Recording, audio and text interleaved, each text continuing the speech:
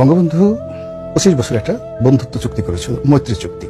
আমরা এখনো পর্যন্ত প্রমাণ করতে পারিনি সেই মৈত্রী চুক্তির মধ্যে একটা মন্দ জিনিস ছিল। আমরা এখন পর্যন্ত প্রমাণ পাইনি যে ওই 25 বছরের মৈত্রী চুক্তির ফলে আমাদের কোনো ক্ষতি হয়েছে এখন পর্যন্ত। শেখ হাসিনার জমানাতে আমরা সবাই প্রচার করেছি, আজিজ ভাই করেছে, আমরা করেছি, যে দেশটা বিক্রি করে দিল। এ হলো যাকে বলা হয় লেন্দুব দর্জির লেডি ভার্সন, লেডি লেন্দুব দর্জি। আমরা বলেছি যে এ বাংলাদেশকে সিকিম বানিয়ে ছাড়বে, এ ট্রানজিট দিয়ে দিয়েছে, বাংলাদেশের ভিতর থেকে ভারতীয় আর্মি যাবে এবং শেখ হাসিনাকে যেদিন যদি তার বিরুদ্ধে একটি লড়াই করা হয় অমনি লাখ লাখ ভারতীয় আর্মি বাংলাদেশে এসে ভরে ফেলবে। কিন্তু দেখেন শেখ হাসিনার জীবনে এত ট্রাজেডি আসলো, ভারতের একটা টিয়া পাখিও আসেনি, ময়না পাখিও আসেনি, উনি ওনার মতো গিয়ে সেখানে চলে গেছেন। এরপর তাদের সাথে যে এত ট্রানজিট, কোনোদিন ভারতীয় শূন্য ঠূন্য গোলা বারুদ অস্ত্র কিছু এখন পর্যন্ত গেল না।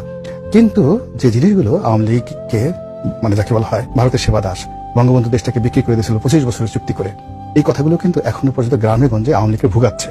আর আমি পরের যে অংশ বললাম যে আমরা কিছুই পাইনি, এটা হলো বুদ্ধিভিত্তিক অবস্থা। তো সেই দিক থেকে যদি আপনি ধরেন তাহলে এই যে আমেরিকার সাথে যে চুক্তিটা, এই চুক্তি একজন আইনের ছাত্র হিসেবে আমি এতটা অবমাননাকর চুক্তি, এতটা গোলামের চুক্তি, এতটা মর্যাদাহীন চুক্তি, একটা দেশ জাতির সার্বভৌমত্বকে অন্যের হাতে তুলে দেওয়ার, শুধু তাই না, আমাদের চিন্তা, আমাদের শরীর স্বাস্থ্য, আমাদের খাদ্যের অভ্যাস, এমনকি আমাদের যে জেনেটিক ইঞ্জিনিয়ারিং গুলো, আগামীতে আমাদের যে শরীর গঠন হবে, আমাদের যে রিপ্রোডাক্টিভ হেলথ, সন্তান উৎপাদন করার ক্ষমতা, আমাদের যে রোগ বালাই দূর করার যে ক্ষমতা, এই পুরো জিনিসটা আমরা আমেরিকার হাতে তুলে দিয়েছি এই চুক্তির মাধ্যমে। জামাত কি বলছে?